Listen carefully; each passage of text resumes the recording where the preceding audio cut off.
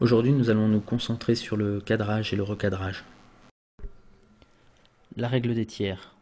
Il m'a paru essentiel de commencer ce premier tutoriel par ce sujet.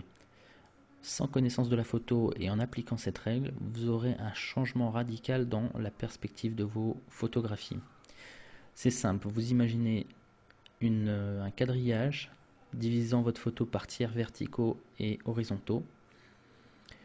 Et le but pour vous est de recadrer soit en utilisant les lignes de ces de ce quadrillage, soit en utilisant les points d'intersection de ces lignes qui sont des points dynamiques au niveau de votre photo. Sur cette photo de la route 66, vous voyez que j'ai fait un cadrage aux 2 tiers de la route et 1 tiers du ciel, mais qu'en recadrant et en resserrant un petit peu, on peut avoir ce même type de photo avec 1 tiers de route et 2 tiers de ciel. L'un de ces clichés met en valeur la route, l'autre le ciel jauni du lever de soleil. Lorsque vous prenez une prise de vue, vous faites une prise de vue, il est important de savoir ce que vous voulez faire de votre photo. Là par exemple, en ayant pris un plan très large, cela me permet d'envisager une photo panoramique de cette route.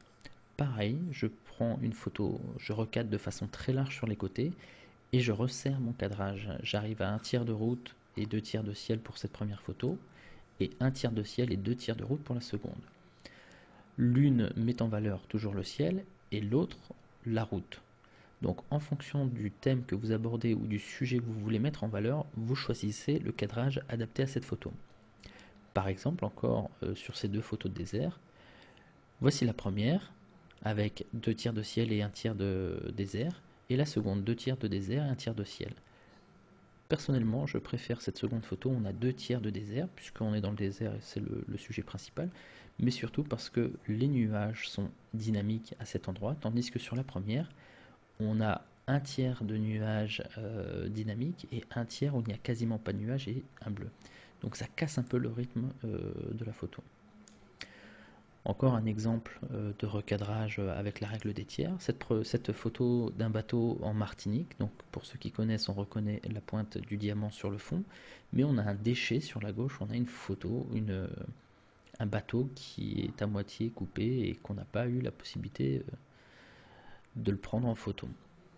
Donc je recadre en appliquant la règle des tiers et j'arrive sur cette photo où on reconnaît toujours la pointe du diamant qui se retrouve à l'intersection de nos 2 lignes de tiers et le bateau en bas à gauche sur le point d'intersection des 2 autres lignes. Ce qui est intéressant sur cette photo, c'est de voir que le bateau donne la sensation de se diriger de la gauche vers la droite.